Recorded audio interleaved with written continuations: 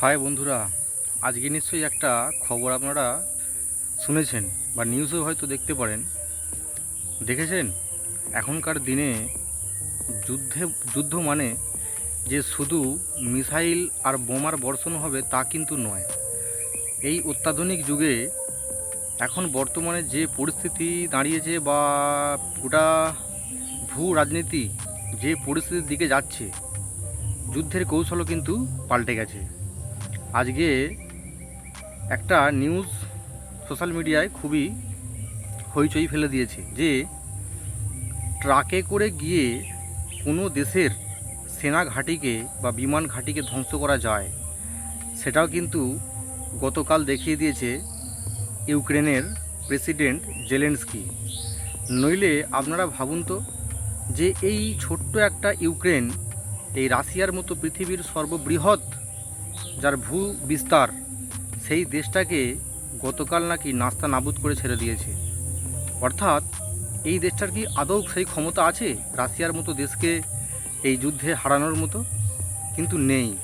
তবে ওই যে ন্যাটোর যে 31 থেকে 32টা দেশ মিলে এবং তার সাথে তাদের মোড়ল আমেরিকা, সে কিন্তু মানে নাকে দম দিয়ে লেগেছে যে কোনো প্রকারে রাশিয়াকে ভেঙে চুরমার করে দিতে হবে। দেখুন, আমেরিকা নামক দেশটা, আমি আবারও বলছি, আমেরিকা নামক দেশটা যতদিন এই পৃথিবীর বুকে থাকবে, গোটা পৃথিবীতে রক্তক্ষয় কিন্তু হয়েই চলবে।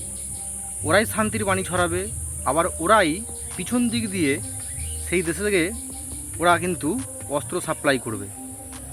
তাদের এটা করেই তাদের অর্থ ভাণ্ডার সমৃদ্ধ করে তারা। নইলে তাদের এত অস্ত্র কে কিনবে বলুন? পাকিস্তান ভারতে কিছুদিন আগে যে দুদিনের কনফ্লিক্ট হয়েছিল, তাতে ডোনাল্ড ট্রাম্প মধ্যস্থতাকারী হিসাবে সামনে এসেছিল।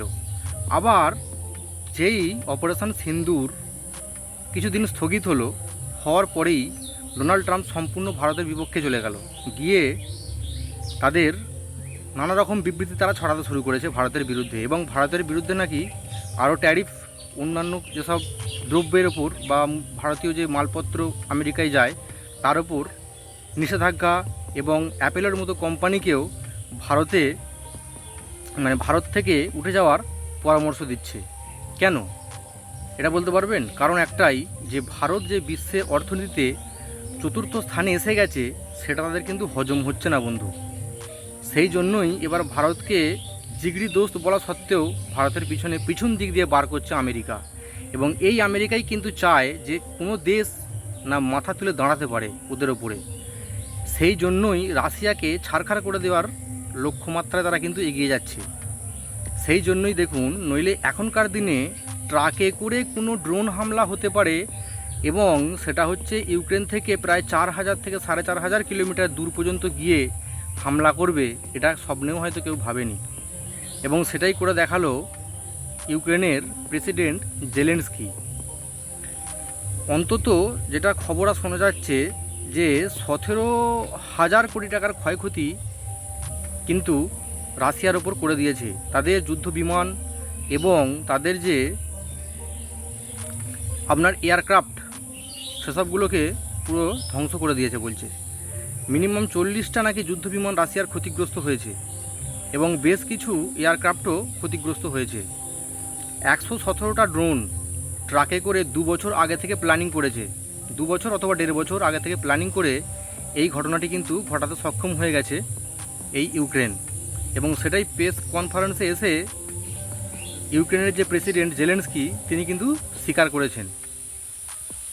আশ্চর্যের বিষয় যে রাশিয়ার মতো দেশে, যেখানে S-400 এখন পৃথিবীর সবথেকে উন্নত মানের এয়ার ডিফেন্স সিস্টেম, সেটাকে বিট করতে গেলে কি করতে হবে, ওদের ইন্টেলিজেন্সরা তার পরিকল্পনা আজ থেকে 1.5 বছর আগে শুরু করেছিল, এবং সেই ঘটনাটা আগামীকাল ঘটিয়েছে।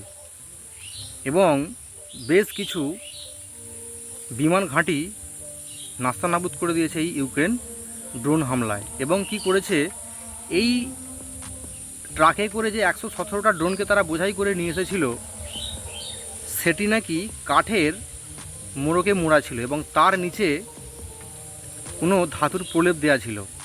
এবং সেটি রিমোট কন্ট্রোলের সাহায্যে কন্ট্রোল করছিল। এবং রাশিয়ার ভেতর ঢুকে রাশিয়ার যে বিমান ঘাঁটিগুলি আছে তার আশপাশে ওই ট্রাক রিমোট কন্ট্রোলের সাহায্যে সেখান থেকে তাদের ওই ড্রোনগুলোকে উড়িয়ে রাশিয়ার বিমান ঘাঁটিগুলিকে ধ্বংস করে দিয়েছে পুরো। ভাবতে পারছেন বন্ধু যুদ্ধের কত রকম প্ল্যানিং? শুধু যে বড় দেশ বলেই সে যুদ্ধে জিতে যাবে আর ছোট দেশ বলে সে হার মেনে যাবে, এটা কিন্তু নয়। কারণ তবে হ্যাঁ, এটা তো সত্যি যে ইউক্রেনের অত বড় ক্ষমতা নেই রাশিয়ার সাথে যুদ্ধে জয় করার মতো। 3 দিনে শেষ করে দিতে পারে এই ওয়ারকে।